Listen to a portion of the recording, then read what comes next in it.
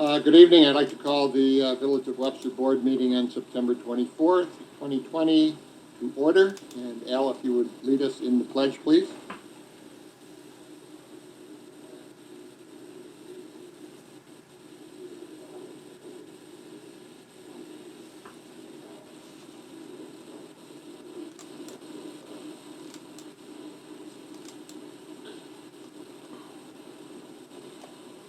Good evening, everyone, and please note you may watch this meeting via Facebook. The link is found on our Facebook page and our website at www.villageofwebster.com. This evening, our first order of business will be a presentation to the board by Matt Chatfield on the 2020 Unified Planning Work Program funding opportunity. So Matt, we welcome you.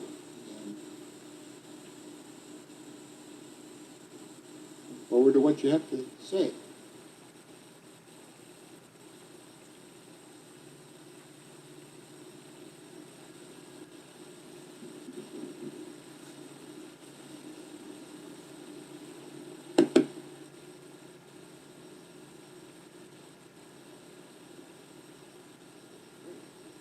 Good evening. Hopefully close enough to the mic. Again, for the record, Matt Chatfield, Webster Economic Development Alliance, and we are the nonprofit local development corporation in Webster, a public-private partnership, town, village, school district, chamber of commerce, and business improvement district here in the village, charged with coordinating economic development activities on behalf of those entities. And one of the things that we do often is we identify potential grant funding resources and opportunities for the town and the village, and if possible, the school district and potentially private parties. And as part of that, help bring those funding sources home to Webster. We've been very successful as of late that year, and tonight I'd like to talk about another funding opportunity before us today. Every year, the Genesee Transportation Council, which is the regional 9-county entity that's charged with distributing federal transportation funds. Those funds are distributed from the federal government and allocated to our metropolitan area, to the GTC. They dole out the funds according to separate funding allocations. One of them is for planning projects that help identify future investments in the transportation system that can be planned in a rational way. And from there, they identify potential projects from that program that could then be funded in the future with actual hard dollars towards construction. The village was successful with this particular program back in 2012 with the CAP study, the Circulation, Accessibility, and Parking Study, which was ultimately led to the improvements of the North Avenue connector and the $815,000 that the village was awarded 2 years later to provide for the sidewalks, and the streetscape improvements, and of course the beautification enhancements on North Avenue. So the village has successfully utilized this program in the past, and this year the funding is yet again available. The announcement came out September 11th, so it's only been 2 weeks, and the funding applications are due on October 16th. They only give us 5 weeks to really identify projects, move them forward, and then apply for the funds. So today I want to give you a quick overview of the program. You should have a handout in front of you. And then potentially... I'm sorry, what was the date that they had to be in by October? 16th, 3 weeks from tomorrow. Right.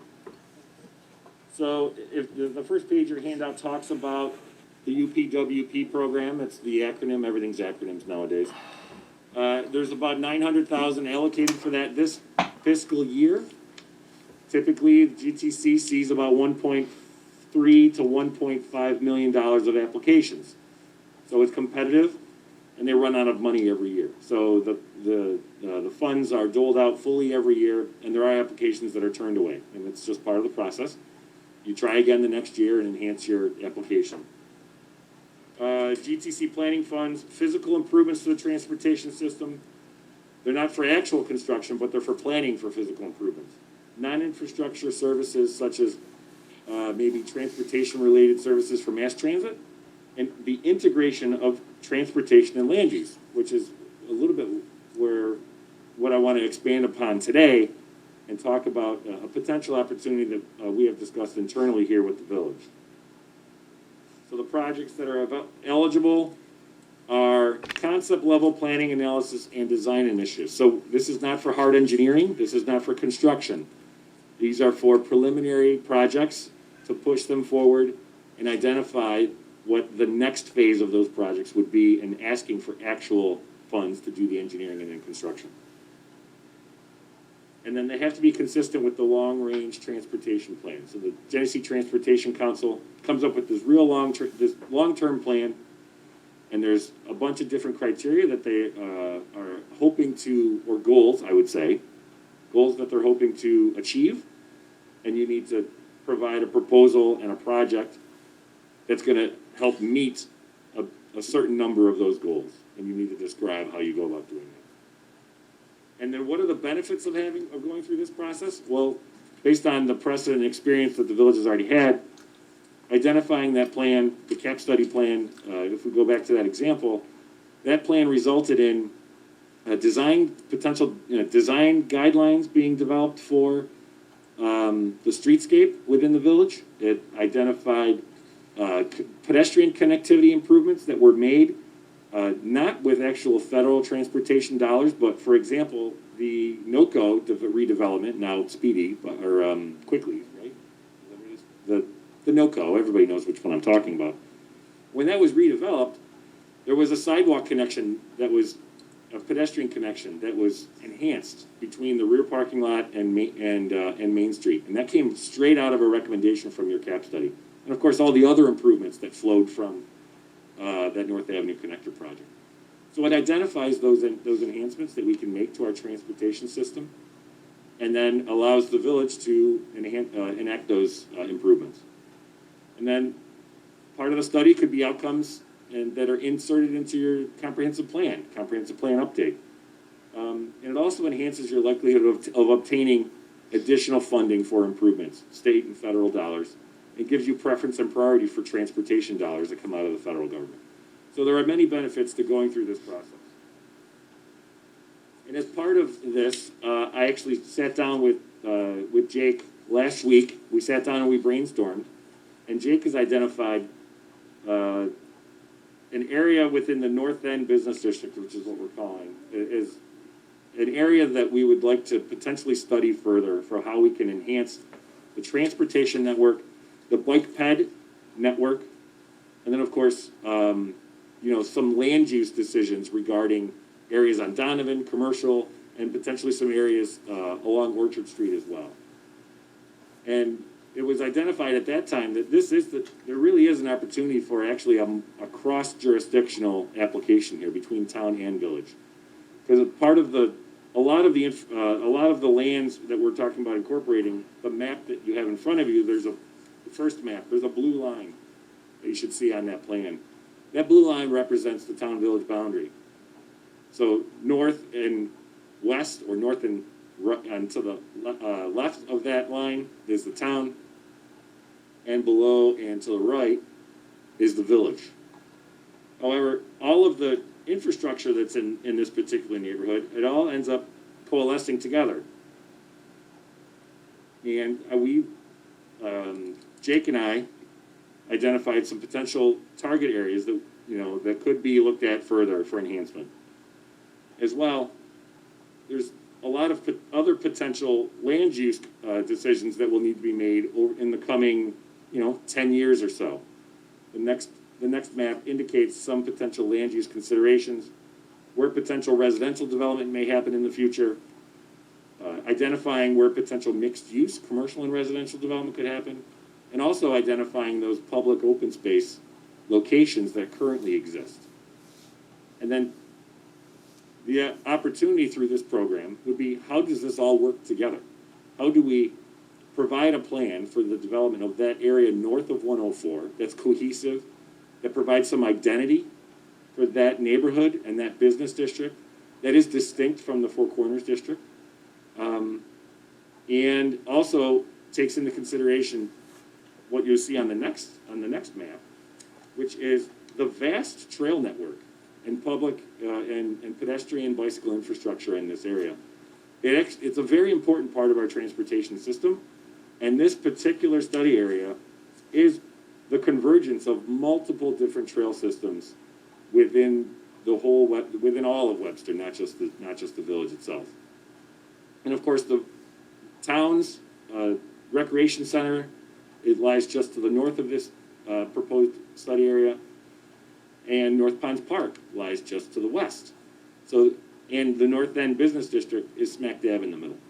So there's a real opportunity here to study how can we make this area grow properly in the future, and how can we use the transportation network, both vehicular and then bike ped, to enhance that, and then obviously open up opportunities for private development on those vacant lands or those lands that are underutilized, including lands that are currently within the Xerox campus. So Jake and I quickly just sketched out some bubble diagrams on a plan to identify some target areas. That's the last map. We haven't identified what, we're not conducting the study right now. We're actually just trying to surmise what would be priority target areas should the village decide to move ahead with a study of an application for funds. And the target areas identified would be the Donovan Street corridor and the lands around it. There's some industrial area that's been vacant and long hoped for development at the end of Donovan, but nothing come to fruition. Obviously, there's a target area north of Orchard Street. It's called the West Complex, part of Xerox. There's a lot of potential in this area with 35 acres of vacant land and all the infrastructure that's there for this to become something special. But as of right now, we haven't had the opportunity to vision what that could be. This study would help come up with that vision. And then the area of Commercial Street and Martin, as it turns up to Martin. And connecting all of these things together is village roads and then public trail systems.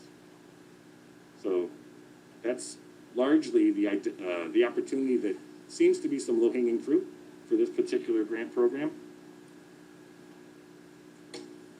And the criteria moving forward would be that, the typical project size is $60,000 to $100,000. That's the typical planning project. GTC requires 10% matching funds.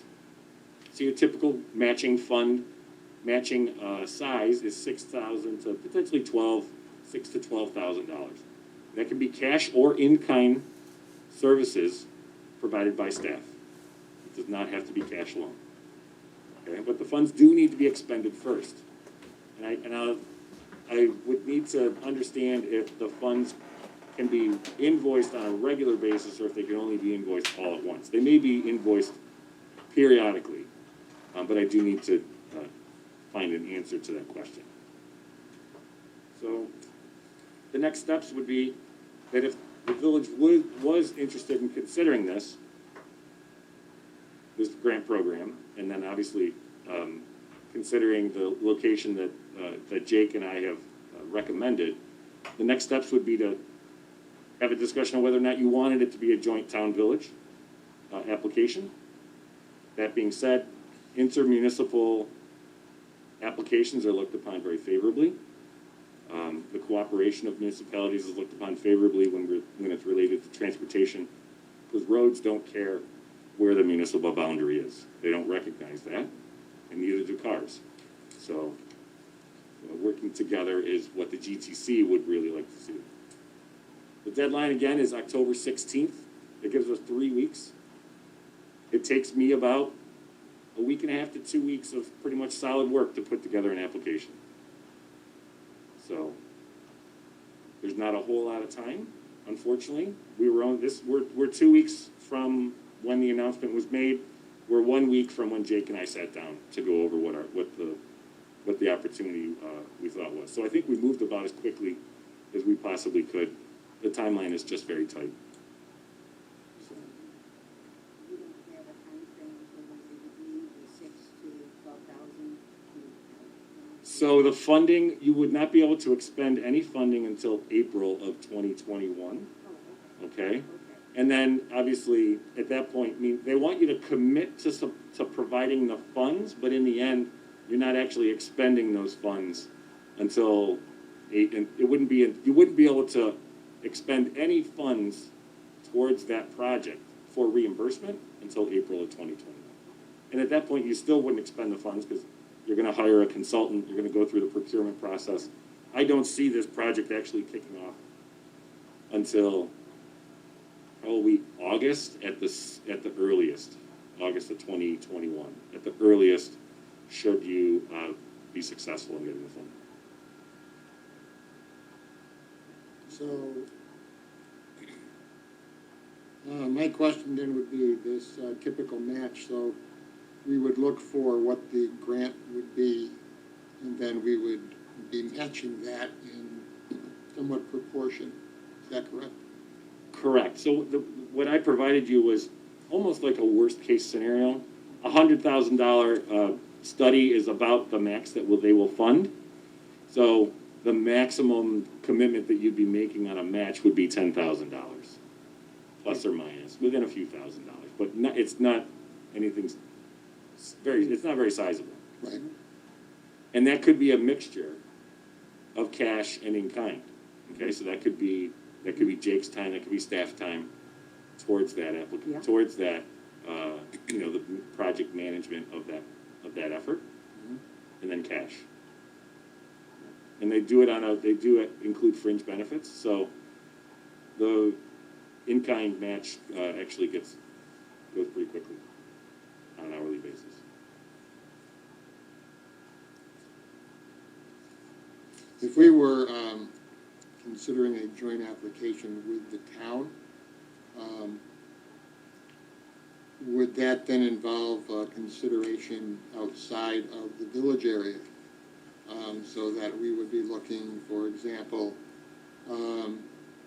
part of that target area 3 and the parkland, if you will, or the trails and North Ponds, that would be involved with the town.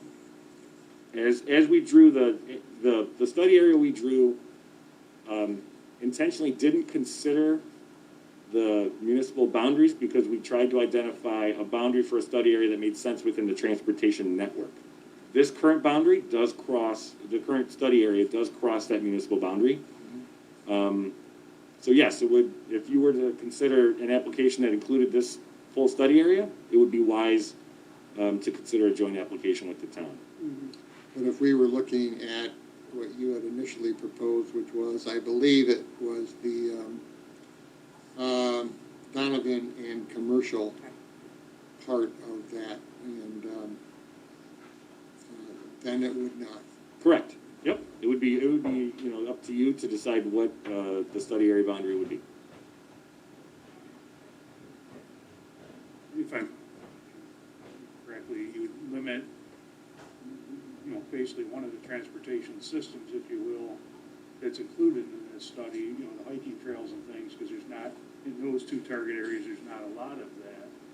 We want to be more, include all the connections that are located right in that area, right? Correct. The intention of like I said, the intention of the study area boundary as it is today was to maximize the area, the components of the transportation system that would be included, and how they all relate to drawing people into the North End Business District. So the trail network, the roadway network, draws people in from the neighborhoods and the surrounding areas and draws them in to that central area that it's not really what we would call our central business district. We're trying to identify that North End Business District, give it some identity, and then plan for its potential growth. So the expanded study area does have that benefit. Typically, transportation planning studies should have a broad enough study area that they encompass enough of the transportation network and some land uses.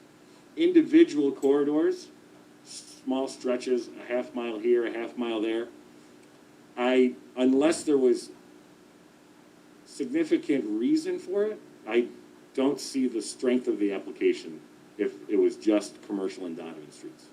That's just from my perspective. I don't see it being a very strong application.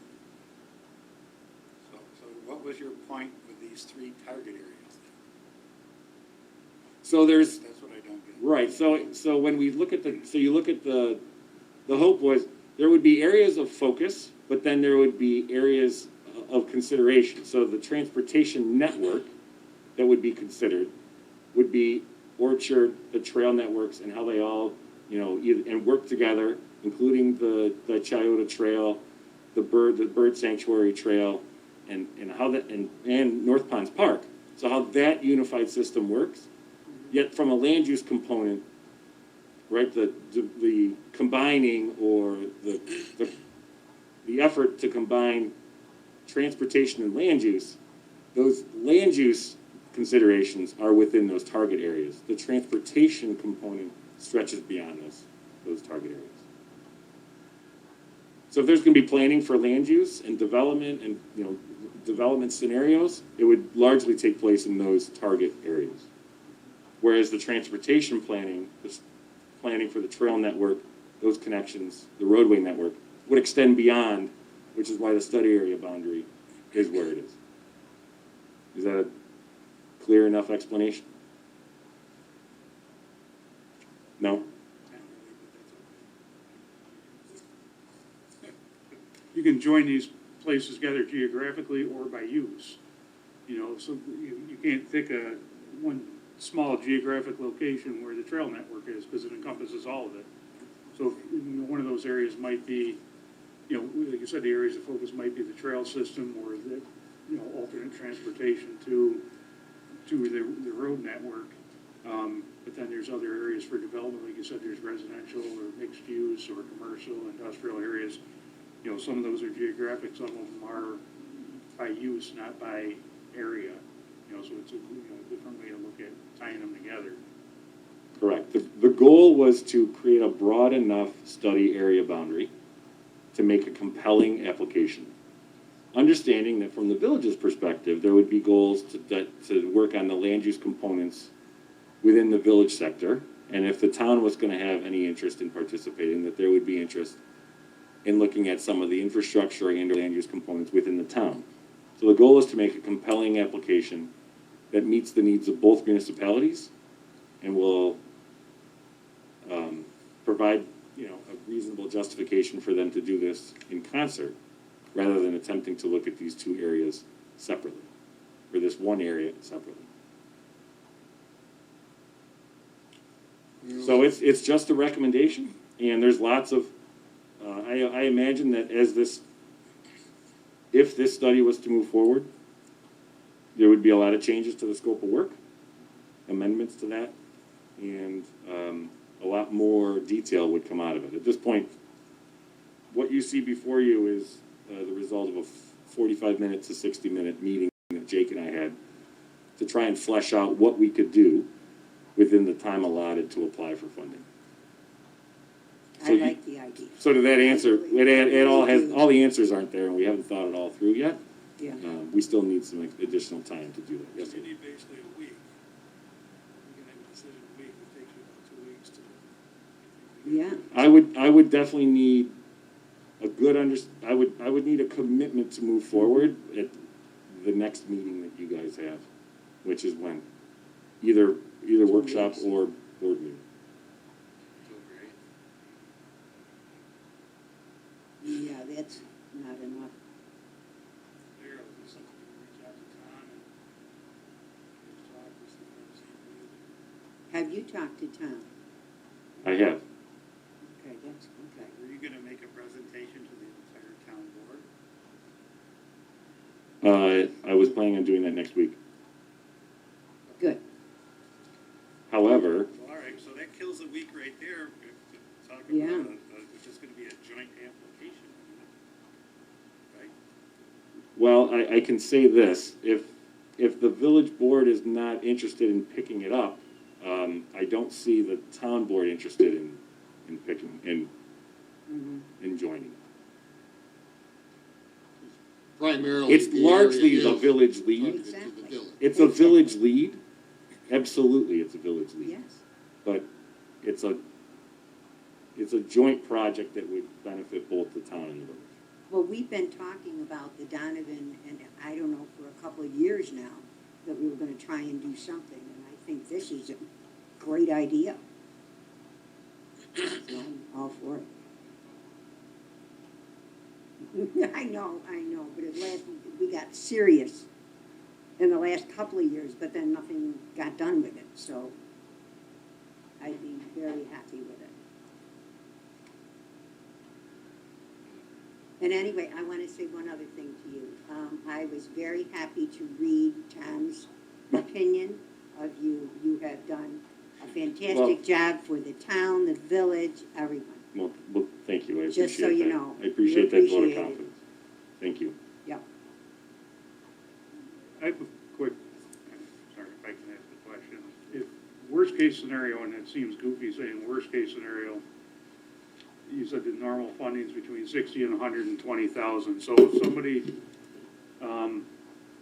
if we put in this application and say it was just village only, and we got the maximum, which would be about 100,000, the village would be on the hook for about 10. Like you said, some of that would be in-kind services, so probably not a lot of cash. So we'd end up with a $100,000 study for about $10,000 worth of investment. Correct. Sounds pretty good to me. There's something And regardless, obviously, you're still not awarded the funds as of today. You wouldn't be awarded the funds until April. And at that point, you still need to enter into a contract and accept the grant funds. So at that point, if things changed and the direction of the municipality changed, they could elect to not move forward with the project. There's something we'd have to update the comprehensive plan. This would assist in you updating the comprehensive plan. This could be a component, an appendice, or a driving factor in other areas to update it. So this wouldn't force your hand to do that. This would be a benefit, an enhancement to that effort. Yes, yes, we need it. No, it's terrible. Yeah. No, No, Jamester, no.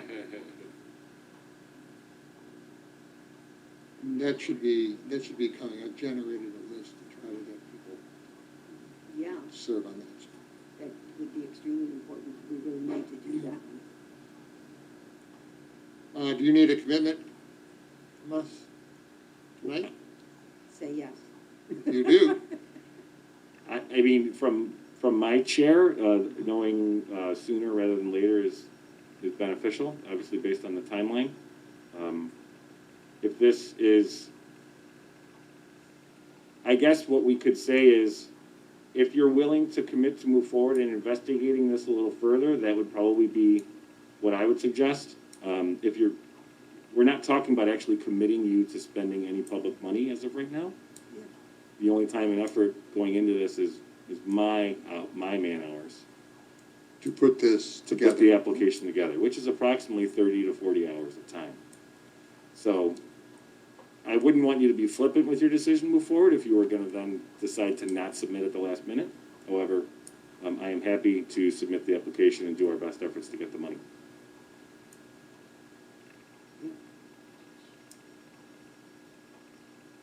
Well, I, for one, I think I would be definitely in favor of moving forward with the project. Same here. Absolutely. Good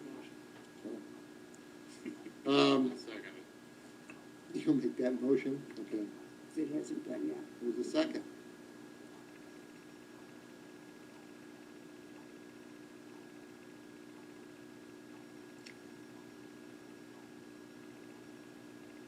And I think one of the next steps would be, When would grants be awarded? so the way the program works is funding, there's a very detailed process. The applications are due on October 16th.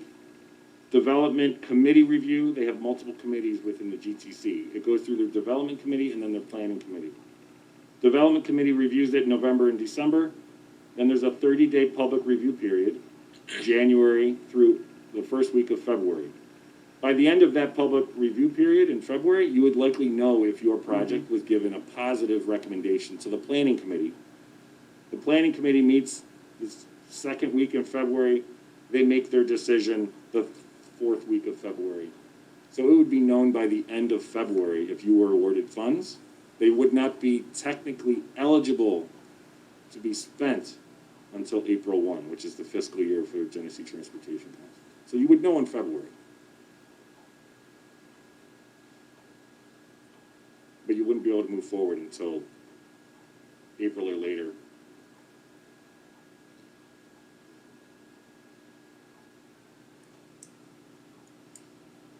I would suggest the next step would be to, if you were to consider doing it as a joint application, would be, we could have a phone call or a meeting with the supervisor. I think that right now we have a motion to accept or to move forward with this, and in light of that, I will, I'll make a call to Tom and see if they're interested in partnering. Okay. Great. So, Thanks, Matt. All right, thank you. I apologize, it took 30 minutes, but you probably didn't want me to speak for that long. Thank you, I'm Matt. glad. Thank you. So, I'm going to take a roll. Aye. Aye. Aye. Aye. All right, I will contact the supervisor and discuss, which you already have to some degree with him, you aware of it? Okay. And then if they are in favor of joining or partnering, that would happen probably at their meeting, unless next week. Thank you, Matt. Good job.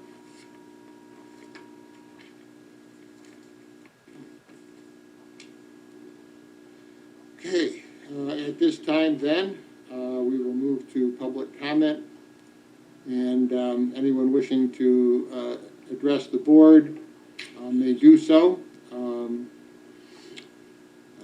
You may call in or just back up.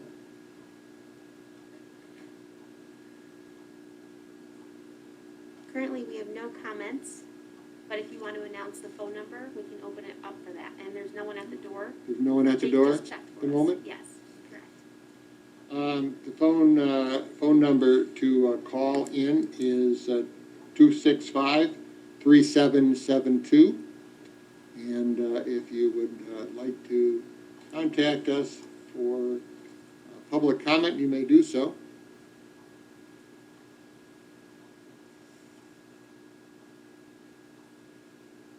Phone lines are open.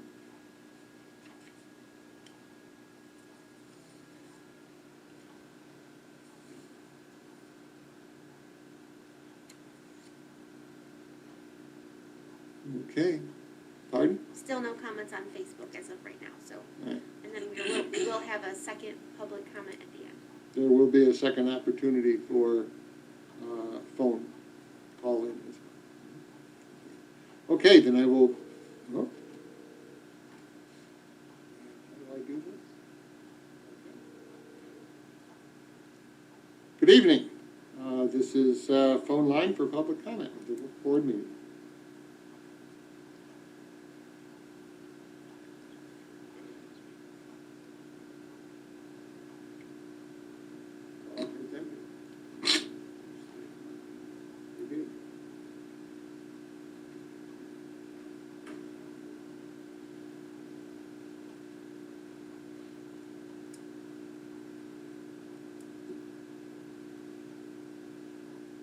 While we're waiting for that, I would want Okay. to say, very We- thankful to the office staff for setting this up and getting us going with the phones, because they did an excellent job.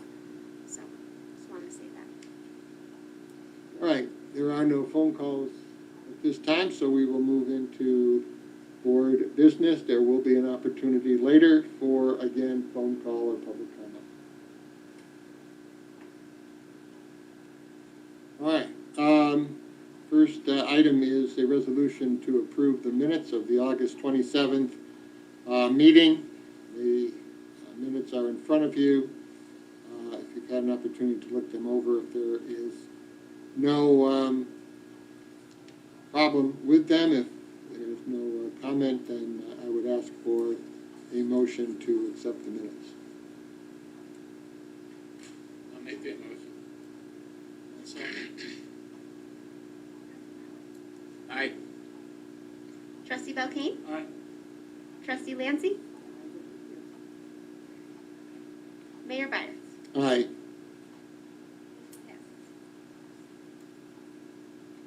You can still vote if you want to, just in future reference. If you miss it, you can still vote on it. So you know. All right. Next, we have a resolution to approve the claims and warrants. I had the opportunity to look them over, and I only have one particular question on this, and that is where we are with the steam police, the antimicrobial application. I believe that that is being made to this room, and I'm wondering what is the total amount that has been spent on that, and what is the continued need for that?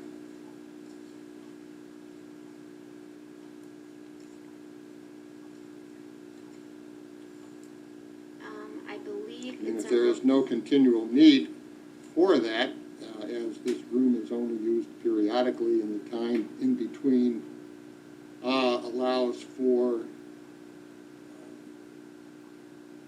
any COVID residual to not become effective, I guess I'd say.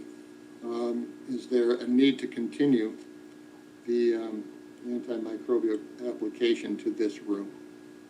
Are any of our people using this room other than us? No. There's no, well,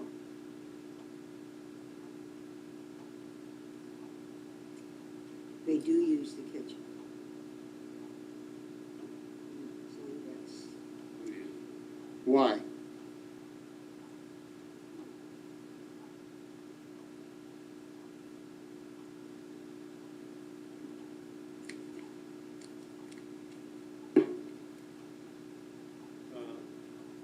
Can y'all hear me fine? Yep. Okay. Yep. So, part of our following the COVID restrictions, Rick knows, we have the employees separated from one another, so we have two different groups of employees. Some employees meet here and some are down in the break room down there. And the ones up here don't go to that break room, and the ones down there don't come up here, so they make coffee or get water or whatever else they need. So, that's why they use the kitchen.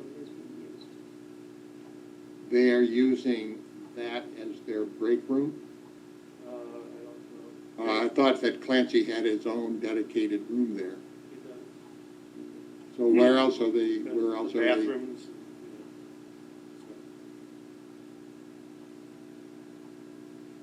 Well, who cleans? Making coffee and getting water. You need to have antimicrobial. You can buy a jar of Lysol and spray it. It'll be a lot cheaper, you know, or just use, there's all sorts of disinfectant cleaners that you don't have to have some fancy outside agency come in to just. yeah, I wasn't suggesting we do, I was just saying the facts, what's you happening. just Well, explained. I'm just yeah. saying, I mean, if is it done downstairs with the other group? Yeah. They do both? Oh, no, I don't know, but do they, there too?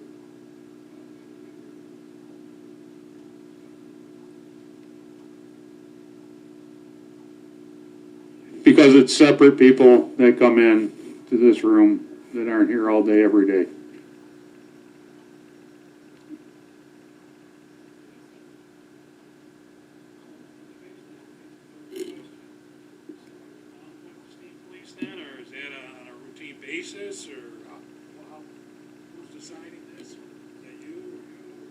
I've never called them, so I'm not sure the office schedules it. No, we don't, we're not using them anymore. We use them for the antimicrobial, if we know that someone was exposed, but no, we don't use it downstairs. That's basically a one-shot deal, just We've done it twice. One time it was free of charge for us, and the second time, Right. we paid for it. But only when we knew that someone was exposed to COVID.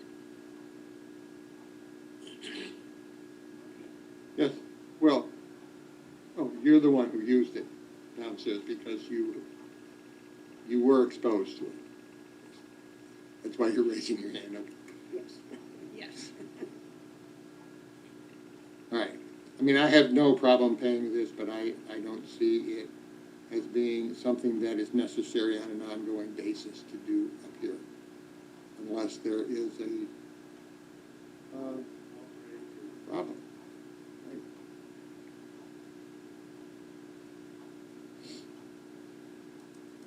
Okay, that's my only comment to the bill. I didn't have any other comment. one question, I don't know if this is Heather or Jake, not a big deal, but since this is in my alley. Hand sanitizer Granger, 171 or 172. Is that just like little bottles we order from them, or, I mean, what's, We need some constantly, so, we basically find it wherever we can get it, and luckily, Clancy was able to find this for us, so we're really thankful, because we've searched everywhere and it's hard to find. call me? I'll help you find it, because Granger, good company, but very expensive.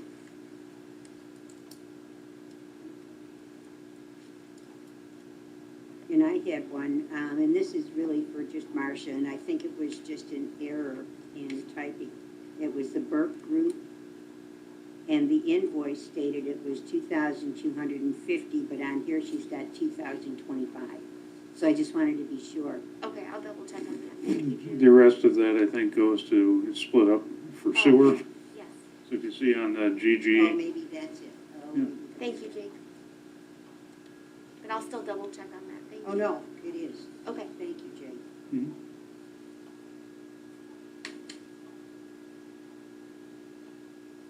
And Jake, I've got another one on sludge, our favorite. Have we had any luck trying to find anything we can do with it instead of paying for it? not to date, no. No. It's, without being able to compost it, it's, Yeah, I know, it's, I know. something that you have to pay to get rid of. So I was really hoping this whole Donovan, I like this. Okay. Well, if there's nothing else, then I would ask for, Real quick, sorry, I just, actually heard from Clancy, and we actually got a great deal. We got, quite a few 20-ounce bottles, and it was $7 per bottle, so we did do quite a, good price check on that. But next time we're looking, we'll definitely reach out to you. Yeah, Thank you Rob, so much. Feel free to reach out. Okay, thank you. I'll ask for a motion then to pay the claims and warrants. I'll make the bill. Hey, One second. Trustee Lancy? aye. Trustee Belkane? Trustee Lauer? Mayor Byers? Aye. Motion passes. Next, we have a resolution to authorize the village clerk to sign a contract with Integrated Services or Systems for IT services. I understand that the program that they are proposing is one that would save us between $4,000 to $5,000 in savings, and I think that that's significant. The price that you see attached is the $7,500 plus the spam filtering, which is, I believe, essentially $50, $49.75. The signature can be done now. The start of the program, I believe, would be November 1st. Is that correct, Heather? November 1st? Yes, we still have some banked hours with LNT, and a couple things that we wanted to do. But, I did wanna point out that, Don had a couple questions on it. So I did ask, Don, you can talk about your questions, but, I did reach out to them about his questions. And they said they're pretty straightforward to municipalities in terms of the contract. It's pretty straightforward, I guess, so it's up to you guys. But their wheelhouse is municipalities, and the contract that they sent us is pretty standard, other than they did change for us to incorporate, if anything happens and it's their fault. Originally, they would only cover up to $250, but Don found a really good thing that, and it, will now cover the cost paid up to the $7,000 that we pay. But he still had some issues. Which is like a drop in the bucket. If they're responsible for some data breach and, you know, every village resident's social security number or whatever you guys have gets out there, Yeah. and you guys get sued, you can only collect $7,500 from these guys. So. But we I do believe have, that- And then they shorten the statute of limitations in here too. They have a 1-year statute, and it's normally a 3-year statute, or a 4-year for breach of warranty, or breach of contract is 6 years, but they've shortened it to 1 year. So, I noticed that was in your email. Has but- that changed at all? no. no, so I They could say maybe, they said we're not changing it. I could Take it or maybe, leave it. I could go back and ask specifically about that, though. They say I guess no other municipality ever questions these things. To me, I've never seen this kind of, to me, it's onerous. You guys do what you want. No, we need your understanding of it since you're our attorney, so this is important. Yeah, well, I've never seen anybody change the statute of limitations like they. And then, you know, they're limiting their own liability. They're limiting their own liability to $7,500, I guess. But. Work on them, Heather? So I'll see what, yeah, I can definitely, suppose. And they say, you know, get your own insurance to cover it. which we do. We do have we did add additional insurance through Smith, and it's through Zurich, that we do have, Daryl and I added additional insurance a couple of years ago to, because, I mean, crazy things are happening now. There's so many I know. like things out there, but we do have additional, coverage for that. Mm.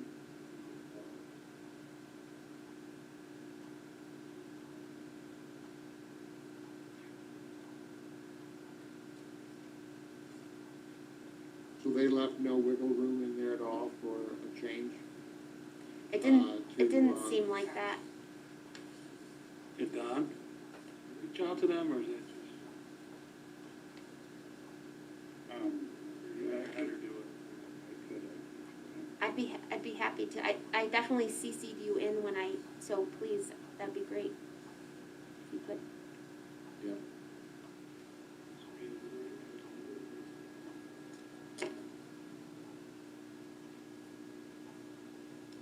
Not being in the IT industry, I don't know. Is there anything that lists the difference between the services that would require a senior engineer? I guess the contract with your current vendor doesn't have this kind of language in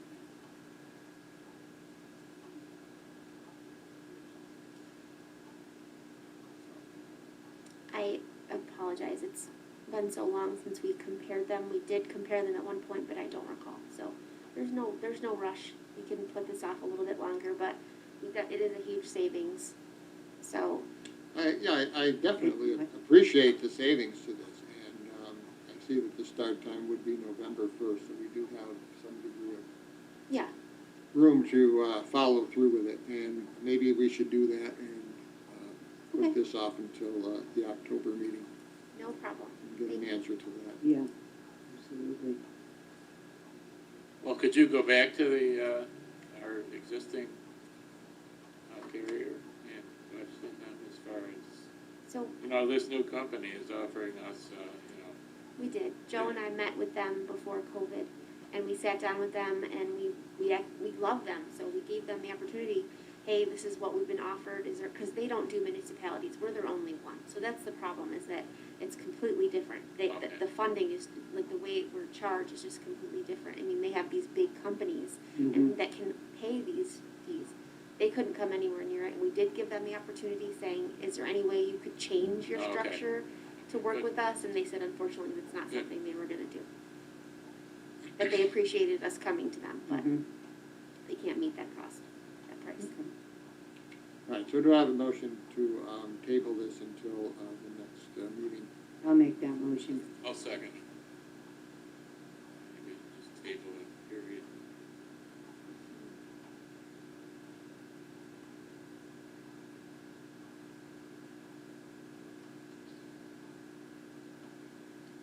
Okay, I'm sorry, was that trustee Lauer that moved it?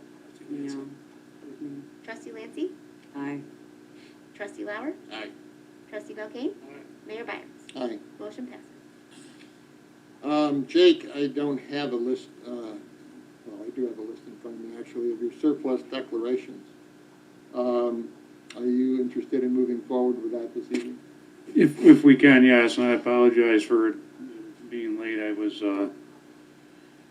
out of the office unexpectedly on Monday afternoon, Tuesday, and Wednesday morning, so, Right. but, I can, want me to read them through, or are you interested in reading them through? Because I have them in front of me. yeah, that's fine. If you wanna- It looks as if there is a motion to declare the following item surplus from the departments listed and to direct the superintendent of public works to dispose of the same in a manner which provides the best return to village taxpayers. Surplus equipment, it would be a W-15, which is a 2008 Chevy Kodiak dump truck. The T-10-8, which is a 2001 trackless V-plow and snow blower. The looks like a Graco line laser, single gun line painter.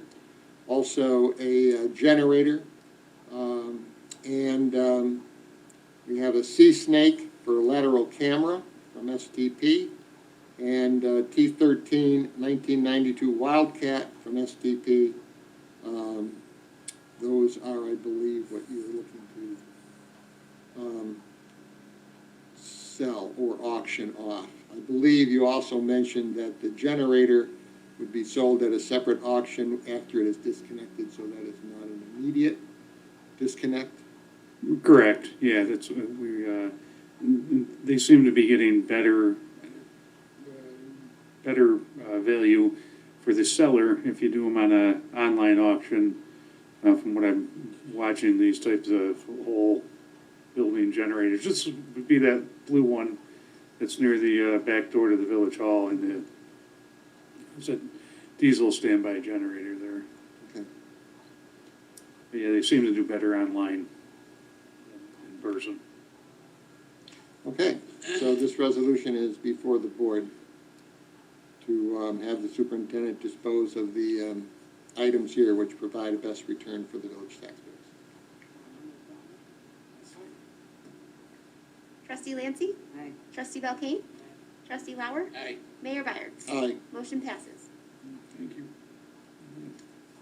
Next item is a resolution authorizing the mayor and the superintendent of public works to each sign the collective bargaining agreement between the village and the CSEA with a term of June 1, 2020 until May 31st, 2025. All of you have the formal copy of the negotiated contract in front of you, and do you have any questions? We have been over the changes that took place. If not, then I would ask for authorization to have myself and the superintendent sign the collective bargaining agreement. I'll second it. Trustee Lancy? Trustee Lauer? Aye. Trustee Belkane? Mayor Byers? Aye. Motion passes. down in my office for you to sign. All right. I don't have that, but, Jake, I don't know if, I can read what the scope is. I have two things, and I think I would like to read them to you. I know that Don has them, but, they're from Labella. And, they are, first of all, for the comprehensive regulated building materials inspection, the 5 well houses that are on Lake Road. Those are part of an ongoing project, and Labella proposal P2000862 reads that they would be pleased to provide the Village of Webster with professional consulting services relating to the regulated building materials, inspection and testing services associated with the 5 SBR well houses located on Lake Road in Webster, New York. So I think that this proposal is outlining the scope of their services and fee, and the fee in total, proposing a budget, I believe, of $4,850 approximately. And that is something that I believe we need to do as we move forward with the decommissioning there on Lake Road. Yes, yeah, and keep in mind, I did ask if this could be used towards our in-kind or our match. This requires a 5% match, and actually he said because of the way this grant's set up, he checked with the people who did the Ready grant, and this would be something that the village could submit, and they would get reimbursed 95% of the cost of this. So, yes, it would be part of the grant itself.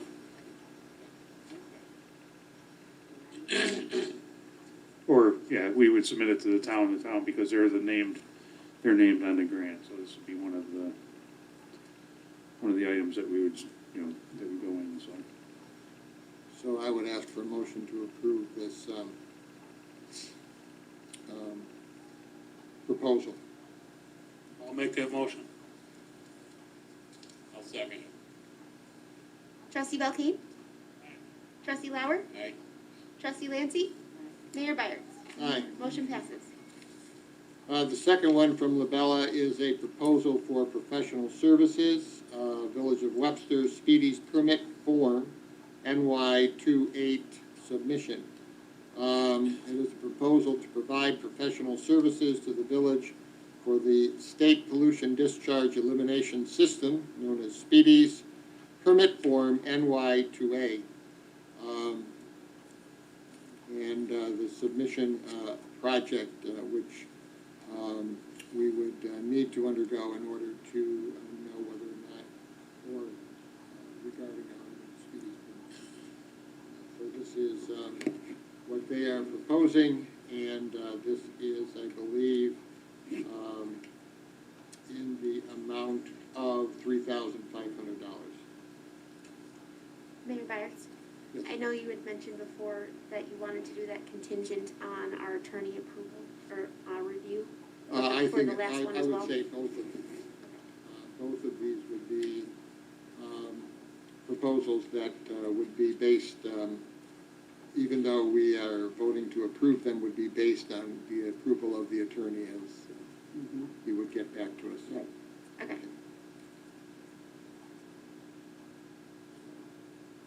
Do I have a motion to accept this proposal to assist the village in the completion of the NY2A form? I'll second. Trustee Lancy? Trustee Lauer? Aye. Trustee Belkane? Mayor Byers? Aye. Motion passes.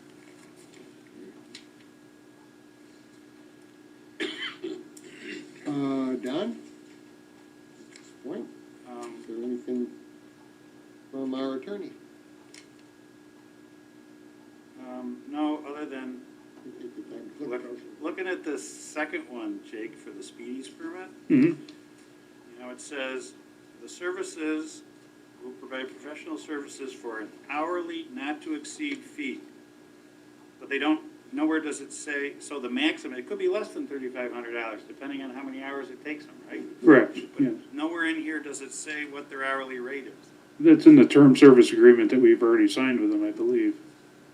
Well, you just qualified it, and I believe, so you gotta, Okay, then I know that we signed it with them. well, this doesn't reference that. It doesn't reference some other contract to determine what their hourly rate is. I think in the first paragraph, it says to be performed under existing engineering term service agreement. Project number 217-2457, All right, well, which is the same one also for the ready, right? well, no, the ready one's just a flat fee. It's not hourly. The ready one is $48.50, no matter how long it takes. They phrased it. It doesn't say an hourly not to exceed. It just says it's a budget in the amount of $4,850. It's not hourly. So this one is hourly. So I don't know what their hourly, fine. So whatever their hourly rate is, what is their, divided by, did they divide it by 3,500 and that's what they think it's gonna take them to do it? For their hourly rate, they listed under the, one for the 5 well houses, that they do list, $95 for project manager, asbestos inspector, 75, administrative assistants, 45. I would assume that they do not have an asbestos inspector, so it may be project manager and administrative assistant.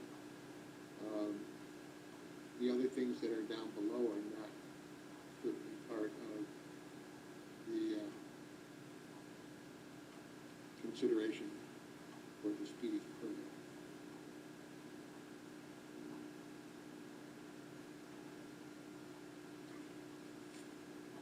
So Well, I if you agree would like with it, this, just as long as we can get an hourly rate. I mean, we should be able to do that, right, Dave? Now from, it looks like 12, 15, 17. I'm looking, That's see if it. I find one with the attachment. But, yeah.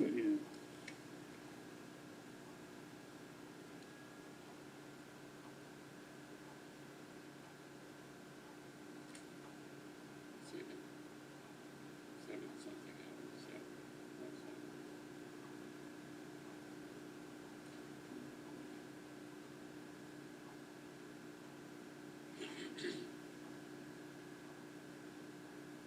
I mean, it might be less than, not to exceed.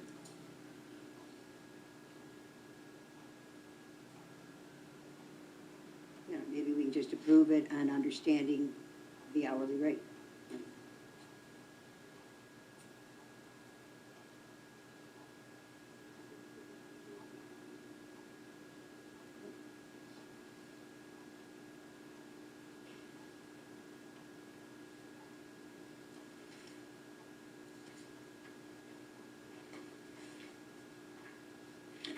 We want to basically approve this contingent upon whether or not, So just whatever, so what's the rate of the engineering term services That- agreement, the existing one?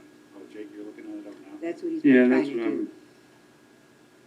I can see where I sent it, but I can't see the attachment. It says attached as a fully executed term service agreement.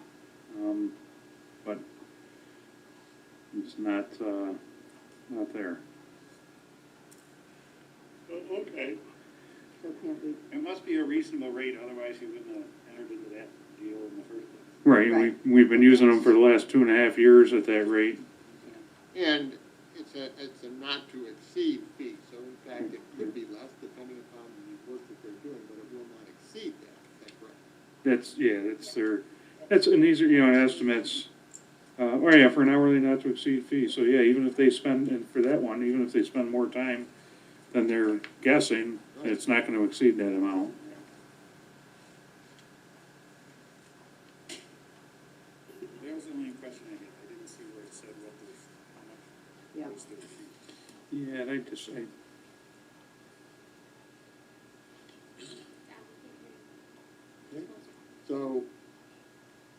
taken the motion on that already? We're all set.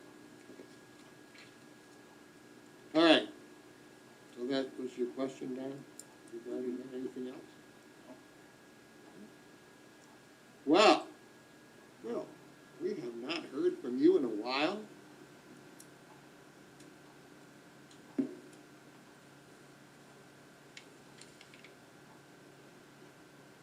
it over to you.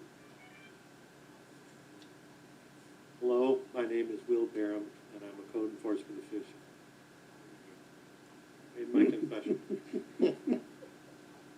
So, what I want to do this evening is just highlight some of the changes that have taken place recently within the village of Webster.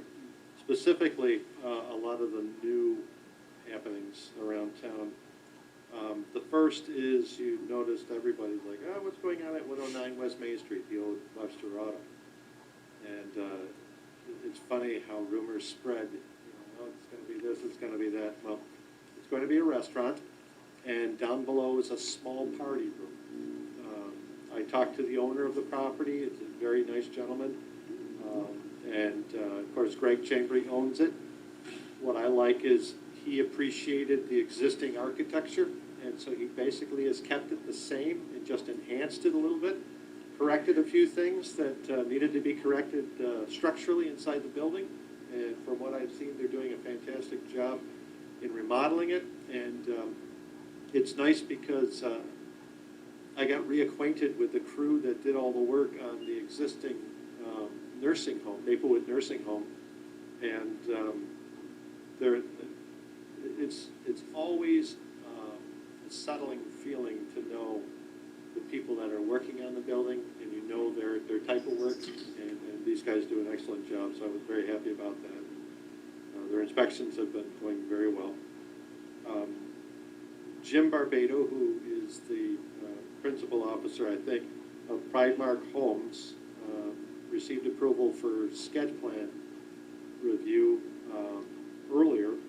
It's been a while since he's come in, and they had been waiting because they wanted to delineate the wetlands that are on the property over at the southeast corner of State Road and Route 250 there.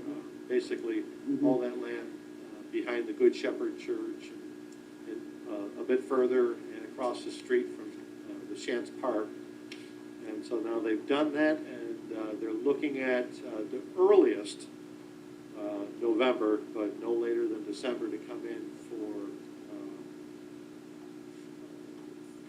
I don't know if they'll make it as far as final, but they have the plans looked at. Anybody that wants to look at the plans is more than welcome to see them. I have them in my office, the sketch plan. The wonderful thing about it is, a long time ago, I don't know how many times Shantz came in, 3 or 4 times, because I have some old plans from like the 1970s, I think. The last plan that Shantz had proposed was very, very dense, and the sketch plan was approved back then.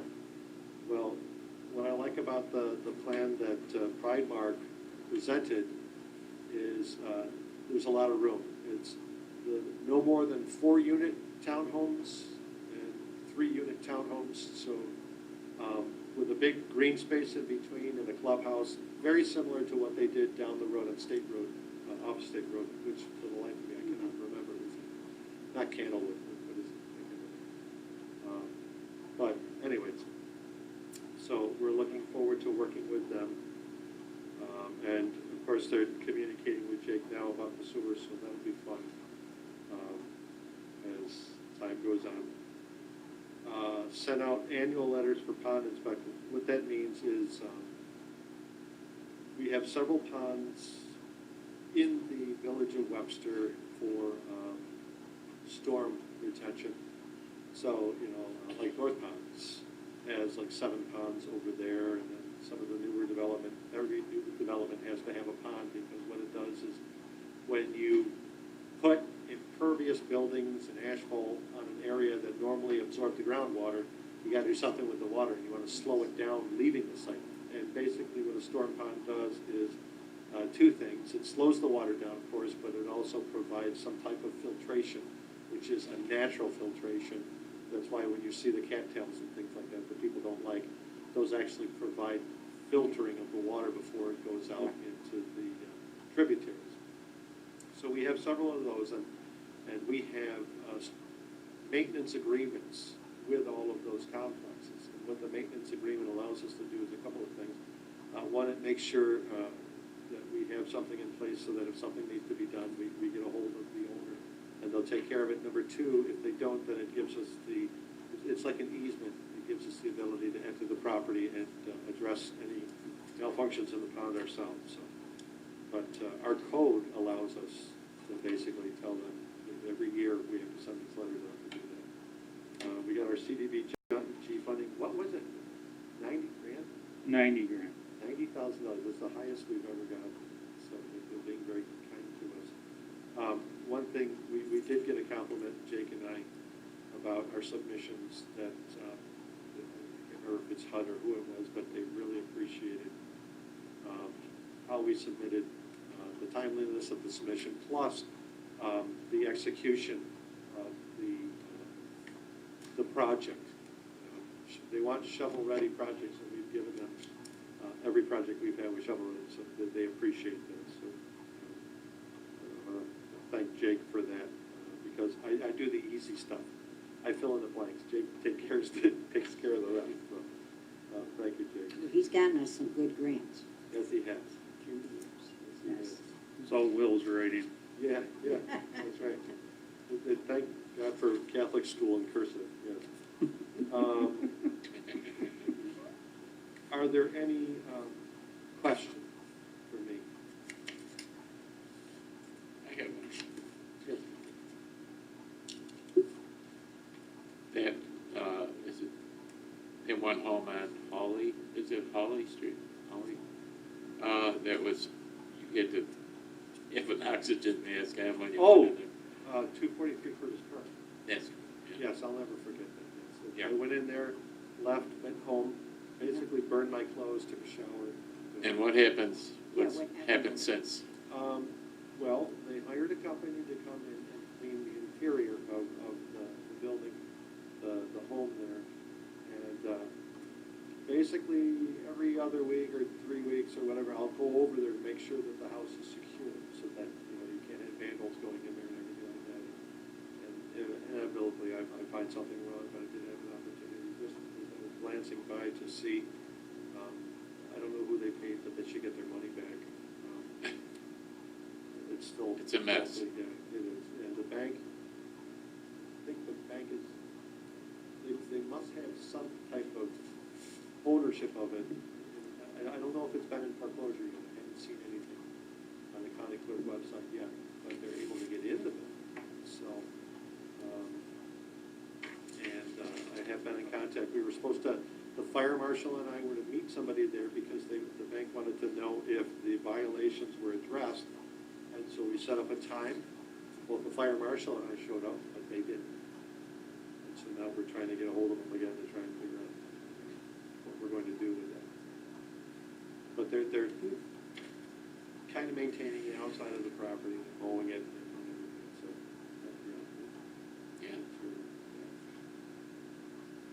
Yeah. Southwick Drive, is it 14? 14. Yeah. Yep. That just changed. HUD now has it, and they will probably be auctioning it off sometime in the near future. Good, okay. Right? Is that what they said? Jim? Yes, that's, yeah, the letter, I got an email today saying that it was no longer in the bank's hands and they, transferred it to HUD. Okay, thank you. Oh, when I give them their CFO. Don't know. They're doing very well. They got a pretty aggressive schedule. So, I mean, they haven't even put the insulation in yet. They got the rough framing done. They have a grease trap on the outside, connected into our sewers. I couldn't tell you. I guess if I were to guess, at the rate that they're going, if I were to be conservative, 5 months.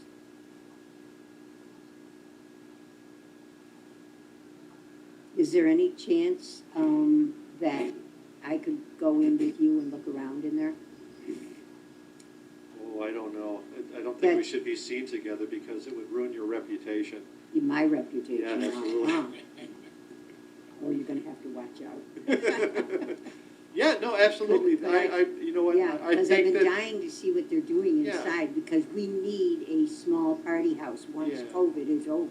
I mean, I would We don't honestly, have them. if I were you, I would probably wait about a month or so when they start getting some Yeah, drywall yeah, up. But that would I fine. think that they would love the opportunity for all the board members. Yeah, I to just like visit, to see what they're you know. doing, because they've done so much. It looks so good on the outside, Oh, yeah. and they've kept the character of it, so that makes me really happy. And they're gonna be putting an accessible parking spot in the front, at the building inspector's recommendation. So, Good. that'll be nice, you know. Okay, Yeah, no, just I put that on your calendar so that, Yeah, I'll get a hold of the owner, and talk to him. I'm Yeah. sure he would love the opportunity for you all to come in and take a look, so he can have some bragging rights. The accessible spot in the front, is that been communicated with the building owner in regards to snow removal? Is- Well, the town plows Main Street, we plow the sidewalks, and the town wings back, and so it's not gonna be open very often in the winter time, because snow's gonna get pushed into any area there, and it's not something we can, always have the opportunity to drop everything, run down there and clear out a spot for one self-created. Well, it Issue. wasn't that it was an option.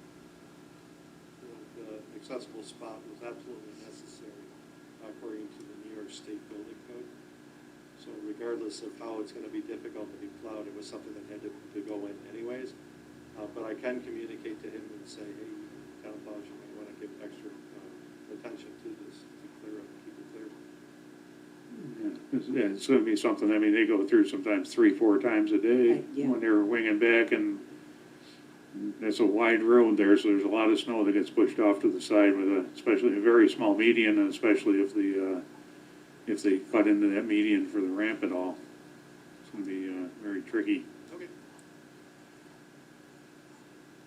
Well, can I ask you, do you know in comparison the density of Brittany Woods to the density proposed out there on State Road?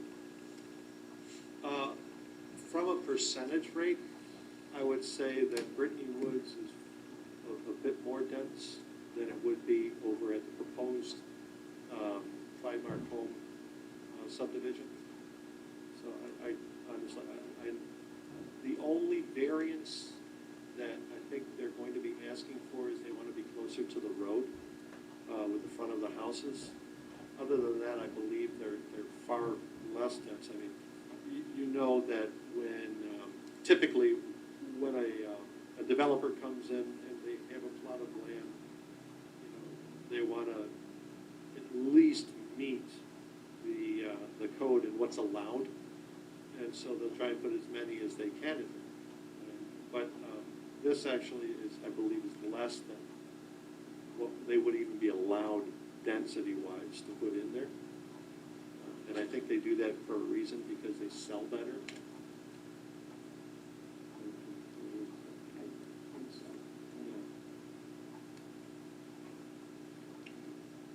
Thank you. Oh, the only one more thing, I'll just, I put at the very top, we have 161 permits so far for the year. Last year's total was 168, which was high. The year before that was 116. I found it interesting that early on, the governor's executive order basically limited construction for about 2 months, and the only construction that was allowed was to wrap up anything that might cause emergency things, or putting things up so that it isn't a hazard, finishing things to prevent hazards and so on. But it's like halfway through the year, I was like almost at what I normally have for the entire year. So they more than made up for the 2 months that they weren't working. I think people were sitting home looking around and going,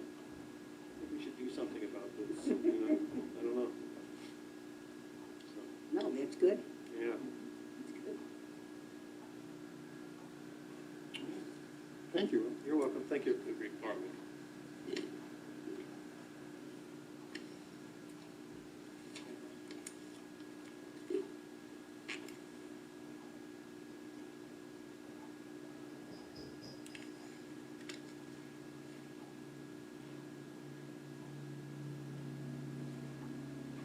All right. Clerk, do you have anything for us? I think you do. Yes, I do. So I just wanted to give a quick update on the library events that you guys approved last time. They were so thankful and just, it's been really popular, and they've actually asked for a few more dates. And since we didn't really put like a cap on it, we said that we didn't think it would be a problem. And Jake's been helping me. He's helping them with letting them use our microphone system, and they're just really, really thankful. So I just wanted to pass that along. And then anyone who doesn't have this at their other job or whatever needs to do the sexual harassment training. We have it online for you. So I'll walk you through it. I'll send it to your emails, and you can do it right from home. We just need that to be done by the end of October, so I can walk you through that separately.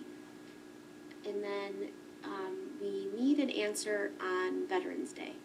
We had talked about it a little bit last time, and we met with Greg, and he came up here and we kind of showed him around and what he thought would be best for if we decided to do it here. But I did talk with some of the other clerks, and they really didn't think it was a good idea to open us up to such liability.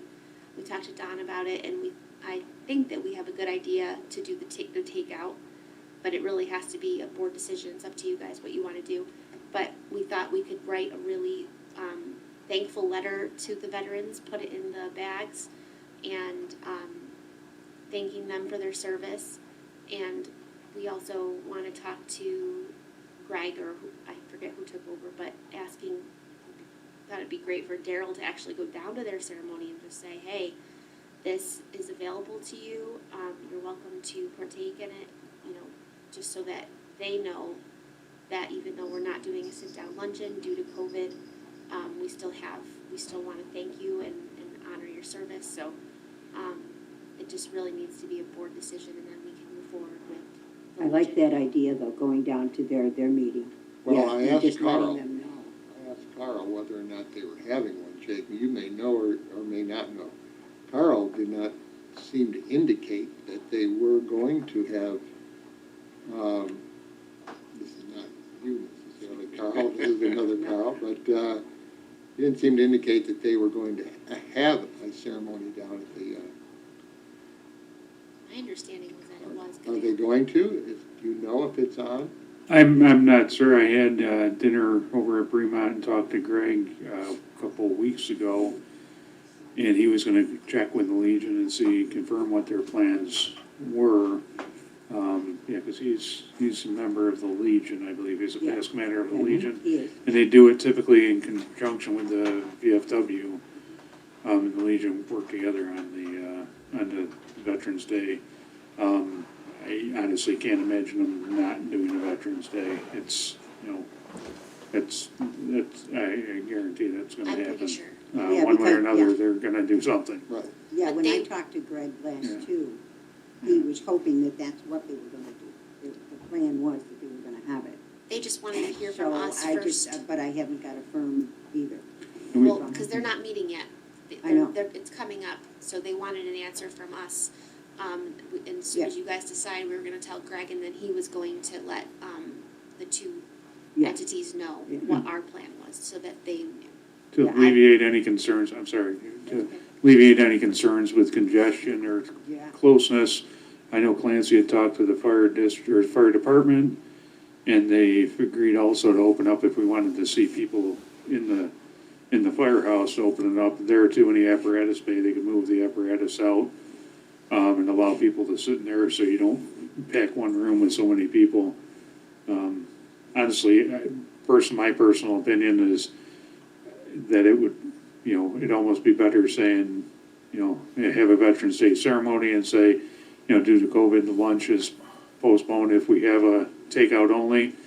But I think they'll also maybe say, once COVID stuff's done, maybe we're gonna do a little, picnic in the spring or something on a different day. I like And that. and send it out so that it's not just, hey, here's your food, That was go, like, That's a great idea. I think that they're, I understand the intent, it just seems, something seems weird about, hey, here's your food, now go. To me, I mean, I know that's not the intent, but it just seems, there's something that seems, But that's why. That Tough would be with that. canceling the whole thing. right, it is, I mean, yeah, That's why I No. suggested a letter and we just put all the good words in it. Yeah. And, how much we appreciate him and everything else. I know too many veterans, That was kind of the other clerk's, When's Armistice Day? so. same thing. that was kind of the other clerk's, I don't know suggestion, when but that is. they're That's not spring? doing any, No, no Armistice Day is Halloween, no November Christmas, 11th. nothing. That's what Who? Veterans The Day other started as villages. Armistice Day. Oh, I know. I Oh. know they're doing nothing. I Yeah, know. unfortunately. But this is a way to still honor them, but, Yeah. I think that as a veteran myself, Vietnam era veteran, it would be,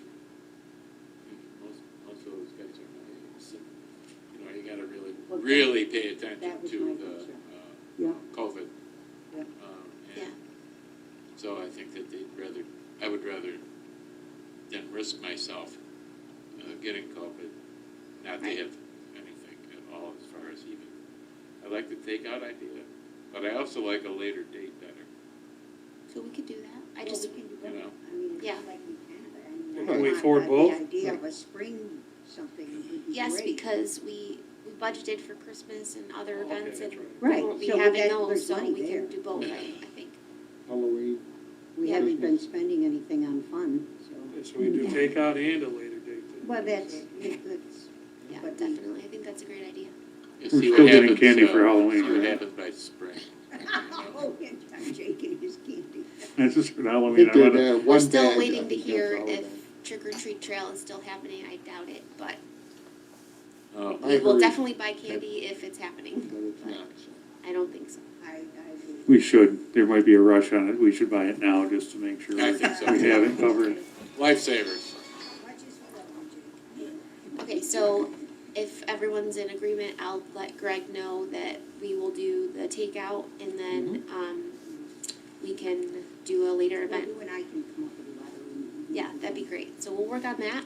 Now, Um, the takeout version, how do you plan to do that, come up through this way, or, So what, Yeah. what Where's we're it gonna gonna do, be? We actually, would set something up that they would come through, we would carry it down, we would Yeah. have it. they wouldn't even have to come up. We'd bring it right to their car. We can bring it right to, yes. Yeah, and then we also. Kind of like what school was doing, And the Boy Scouts. I suppose, for breakfast. Can help.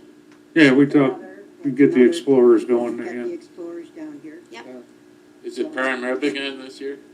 It'll be probably the same, yeah, the same things that we had last year. I already talked to Yeah. Greg and he's willing to, Yep. order takeout boxes for us from his restaurant supply store that he works with, so we thought of everything and hopefully we'll be able It to was great. figure it out. So other than that, there was another thing that I wanted to bring up, there's one other thing. I wanted to bring up the need for, planning and zoning. It's a really big issue right now because, it's, I know it's always a big issue, but right now it's almost dire because we're down to 3 on each board. And, I went to Joe and Will and they worked on kind of a little statement and I did provide it to Daryl from Joe. And he can read it or I can, whatever you'd like to do, but we really think that it's important for us to decide if we want to combine boards. Will's definitely in favor of it because at this point, you have to have 3 yeses to move forward with anything. Yeah, and I did put something in the Herald this week, saying that we were interested in either, getting new people, which we are anyway, or we were considering combining boards. So, and then we took Don's recommendation too, so Daryl, if you wanna read it or I can. Sure. Okay. Currently, we only have 3 active, planning board members and zoning board members as well, only 3. And, quorum of either board is 3 members, so an application comes before either board, would have to have a unanimous decision to be approved. And if anyone is out sick or unable to attend the meeting for any reason, we don't have a quorum, would not be able to hold the meeting, putting an undue burden on the applicant who has been paid to be there. In 2019, the planning board had 9 meetings, the ZBA had 5. This year, so far in 2020, the planning board has only met 1 time, however, and the zoning board has only met twice, so it's been, very limited in terms of this year, but that is probably due to circumstances of COVID. With the code change regarding accessory structures, the planning board would have only needed to meet 6 times, and the ZBA 4 times last year. So that would have cut down 3 meetings of the planning board and 1 of the zoning board. By law, the village has to have a ZBA zoning board, but does not have to have a planning board.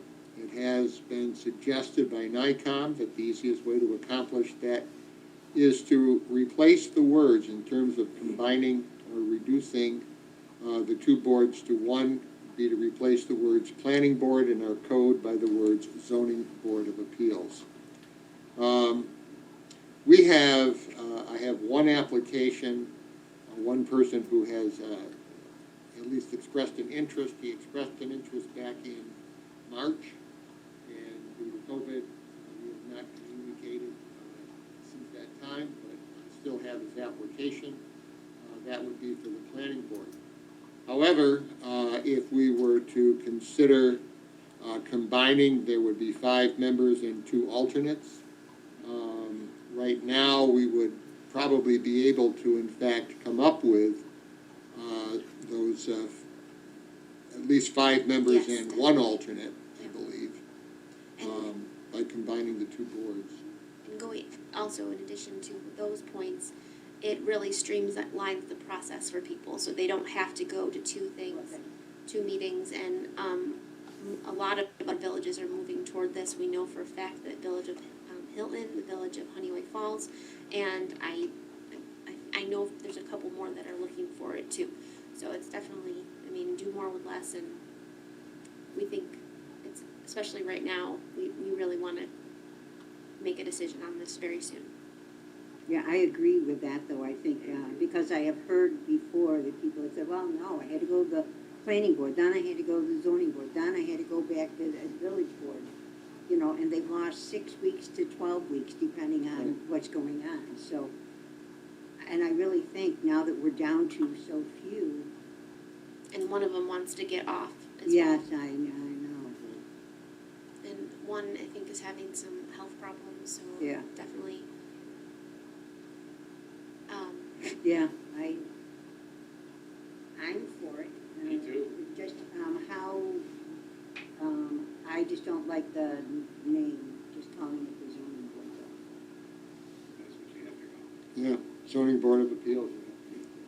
Yeah, But by law. it's, State law requires every village and town to have a zoning board of appeals. So we can't say zoning/planning, or no, we just have to state it that way? It's the zoning board of appeals. You don't have to have planning, Daryl, Don, move closer. you don't have to have a planning board. It's- Oh, okay, It's so you- gotta be called the zoning board of appeals. Okay.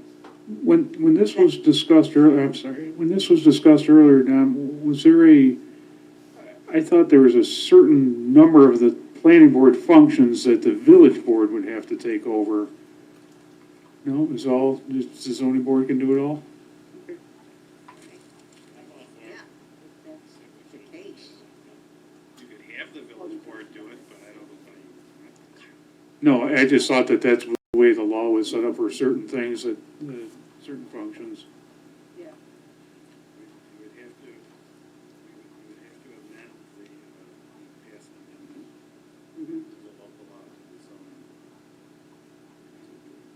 Okay. I don't know how many people I would talk before, I would suggest that one member who isn't even a village member not be on it after you combine these boards. But it just, to me, it's Right, I Not agree. Have a village resident be on one of the boards. Yeah. Yeah, I agree. Unfortunate. Well, it's It is, unfortunate. it is, Unfortunate. because I Person made a really, decision to move out of the village. Right. that's one of the best we have. Yes. Yes. Do we vote on that now, or? No. No, Wait I till think next this meeting. is just something Next that we have to No, mull I'll, over, think I'll, about. Okay. I'll put together the local law, and then we gotta go through the whole Yeah. process. You gotta have Okay. a public hearing.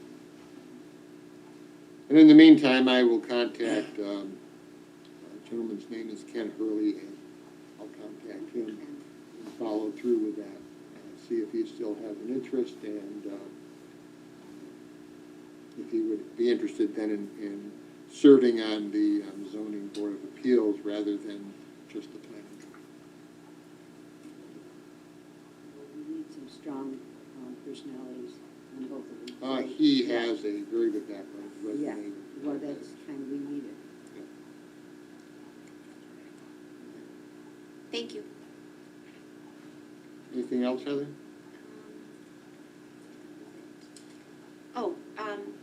Lessing is, I can't remember if we already talked about this or not, I don't think so, but, we were in NICOM training, training school this week, and I sent an email out to everybody because we really need to make a decision if we want to continue the board meetings as they have been.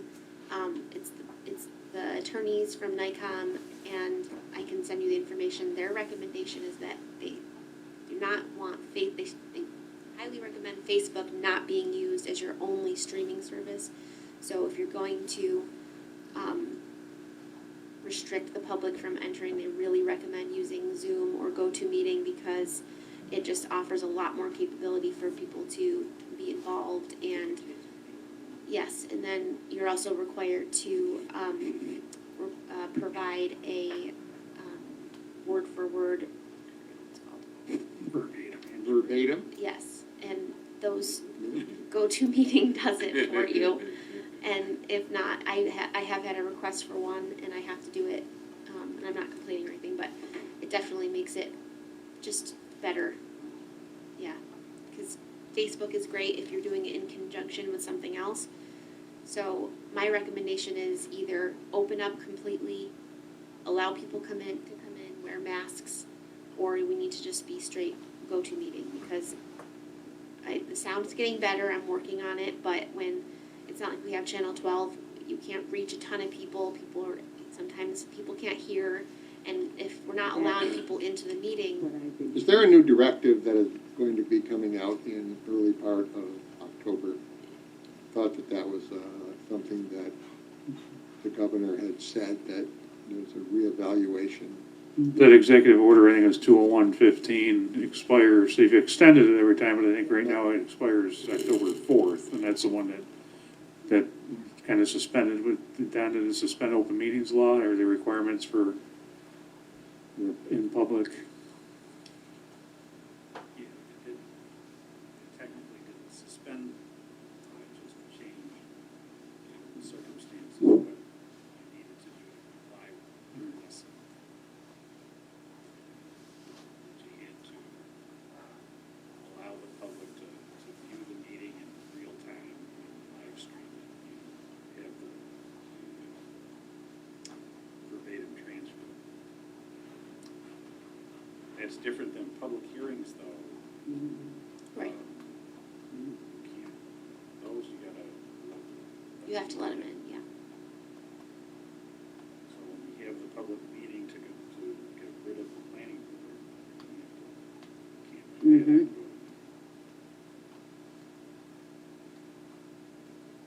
Well, that probably wouldn't be until October anyway, later in Yeah. October, and therefore we will know one way or the other, I suppose, whether there's another extension or not, so. Well, like Heather said, you could go back to the old way, and the only difference is you gotta be 6 feet apart, you gotta wear masks, and you gotta do all the sanitizing stuff and all that, you know? so you. I think that's the way to so- go. So you have to. I like that better. You have to Rather take, than you Zoom. have to take into account how many Have people show up and wear a mask and sit. how many people. 6 can feet you- We only get 3 people here anyway, so. Right, how many people can you expect? Yeah, we only get 2 other people here. It's not a big deal. I was asked to share that trustee Bolito really does not want that. He would prefer to be go-to-meeting. I frankly think if you wanna go that route, to look at Zoom then, because that GoToMeeting app was terrible. Yeah, I agree. You had so many times, how many times did you froze, people froze, the audio was awful. Zoom is much better, and they've increased the security of Zoom. I'm open to that. I They would, have increased the security. Yeah. we were just advised by LMT not to use them at that point because there had been some, Yeah, but they've made, Things hacked. they've made changes. so I'm fine with that. But Yeah, I don't know. I think we just have to go one way or the other, because this isn't enough. We're really not Personally, compliant. and then, well, and if you do the Zoom, and, you know, it's funny that Jerry's the one that wants to do the Zoom, and he's the one that's always on the telephone, you can't even see him, I know. which is, to me, is awful. Well, he's all set up now for it. He actually can get into his iPad. Yes, I set him up with Yeah. it finally. And Al, are you able to? Yeah, he got My on. computer. All right, yeah, well, you can be seen, you know, I just I don't just want think, to- especially the trustees, if you're gonna go that route, people should be able to see your face and not just hear the voice. No, GoToMeeting made it definitely too difficult, for sure. But no one's locked out from their iPads now. We can't keep going back and forth and, we're getting complaints and we definitely can't just use Facebook. Me personally, I have no problem, because I think that this side here could be pulled back, be a little extended out that way. Same thing is true here, so that we're much more in line, if you will, and that would provide an opening for people to sit out there. I personally don't have a problem having a public meeting. I agree. Maybe that's just me, but, Yeah. Doesn't matter to I me, I'm don't. game either way. I'd be happy to do, just because I want people to hear us right now, I can hear them. Trying to stop because they can't hear us, you gotta be right. And also, there's something else to think about is that, yes, that's great to open up. We want that. We're ready to get back to that. However, some people aren't feeling safe enough to go out yet. So, Huge amount. they're not going to come here. We are getting a lot more interest in our meetings. Yeah. So, But whether or not that's true, I mean, if we have our meetings here, COVID is gone, we have our meetings here. We're still going to be putting them on the air. We're still gonna be broadcasting them, are we not? Not Right, just but- in here. but that, So, well, yes, we're going to be on Facebook though. If we're here, and that's the problem. Is it's not enough because No, the sound is just so. but why don't you look into an alternative to Facebook? Like, why not YouTube? Through YouTube, you can stream it right to the village's website, and then you click on that's what the town does. You Yeah. click on the village website, and you can watch it there. And that's fine, but what I'm saying is, it doesn't matter, as a second, that's fine, we can use Facebook, YouTube as a second, but we can't just use it as our primary, We're and not YouTube talking- doesn't include it I don't think that's what the either. mayor's talking about. I think he's, in addition to having it back open to the public with the various COVID restrictions, Okay. to also live stream it to address the people that I don't like the feel live stream. don't feel comfortable coming to a meeting. They can at least see it, and then you can have the telephone they can call in at the end of the meeting. Yep. But I think you should look at an alternative to Facebook, like Okay. YouTube or something. I mean, we attempted YouTube first, and it was very difficult to live stream, so we've come a long way. I mean, us being here on Facebook, so. And keep in mind, we do still need to stay 6 feet apart, and if I'm gonna be filming, I have to be in a spot where I can see you, so, just keep that in mind as well. So, I mean, my recommendation is just to open up. Yep. Or just do one or the other, because, like I said, blocking people out, it's just not, No, they're very frustrating. Yeah. I've heard enough, yes. I'd like to investigate just changing the orientation of our tables in here. I mean, that would provide a greater amount of room for people to be socially distanced and still be here. well, you guys are all measured out 6 feet now, so if you think of it, this is probably the best way to do it. Because if I push them that way, then it's not gonna be 6 feet, and then when you're out that far, I'm gonna be going like, it's, But even if you think back about past meetings, you know, we've only had maybe max, 10 people here. well, that's why Other than it's that. probably fine behind me. Right. Just to leave it So like that. I agree with Daryl, we should open it up.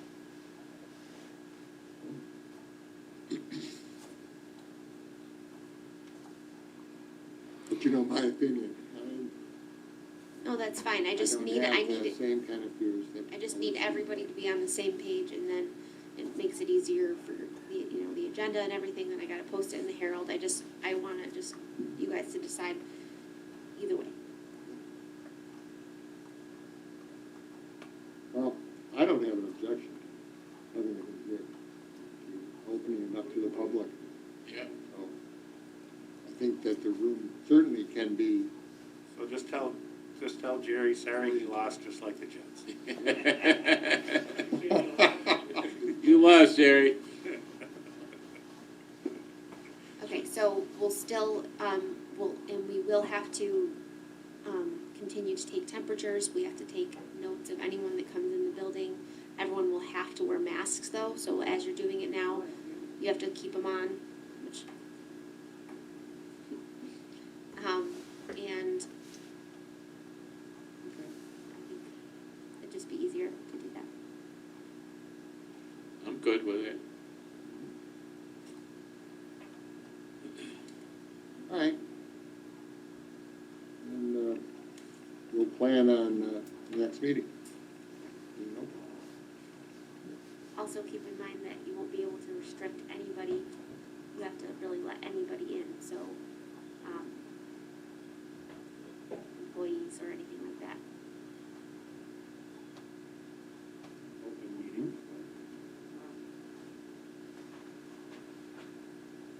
Send out a notification. Okay. All right. Anything else? Okay. Jake? I just want to thank the residents of Clover Street. Clover Drive, we just finished doing the mill and pave there. Good. I was the third one to drive down it. I wasn't the first. Usually Clancy's the first, but we let one of the residents and her son, and Kermit the Frog go down there first. So, but they were very helpful and patient when we were doing the work there, and it really turned out nice. Will talked about the community development block grant projects. The community development block grant CV, which was a short-term one we did this spring. This project was the of 1,250 feet of sewer main Kieran Place pipe on Phillips Road. That went in earlier this week successfully on that 18-inch pipe.